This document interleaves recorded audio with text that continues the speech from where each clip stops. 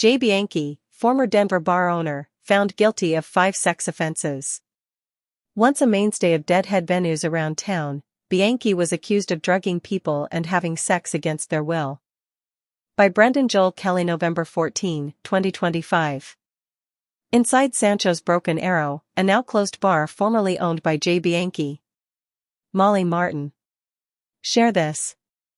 Audio by Carbonadix. The jury filed back into the courtroom at 11:56 a.m. on November 14, a full week after beginning deliberations in the sexual assault trial of former Denver bar owner Jay Bianchi. A few minutes later, the room went still as Judge Andrew Luxon took the stack of verdict forms from the bailiff and began quietly reading through them, a long, silent minute with every eye in the room on him, including Bianchi's.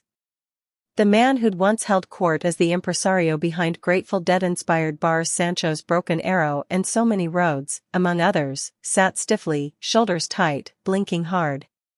One by one, the judge read the verdict aloud. The jury had convicted Bianchi of 5 felony sex offenses involving 3 women, a sweeping rejection of his defense and an end to a case that had forced Denver's jam band nightlife to reckon with one of its most recognizable figures. On the first 2 counts, both involving the same female victim, the jury found Bianchi guilty of unlawful sexual contact for assaulting her while she was incapable of appraising the situation, and guilty again for sexual contact obtained through submission against her will. The victim had testified that she lost chunks of memory after drinking with Bianchi and woke up bruised and disoriented. The next 2 convictions involved another victim who told jurors she experienced sudden blackouts and a night she couldn't reconstruct. The jury convicted Bianchi of sexually assaulting her while she was incapable of appraising the nature of the conduct, and again for sexual assault obtained through submission against her will.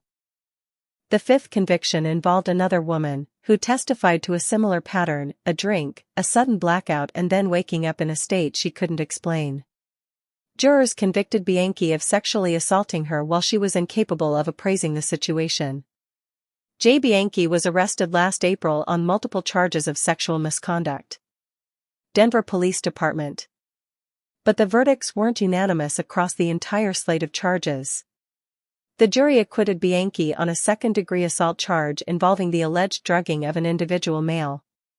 And they did not return verdicts. The forms came back undesignated, on 3 other counts, a second drugging-related assault involving another male, plus additional sexual assault charges tied to 2 of the female victims. Those 5 unresolved counts can be refiled, according to prosecutors. But the 5 guilty verdicts were enough to dramatically shift the mood of the room. As soon as the last form was read, Judge Luxon revoked Bianchi's bond.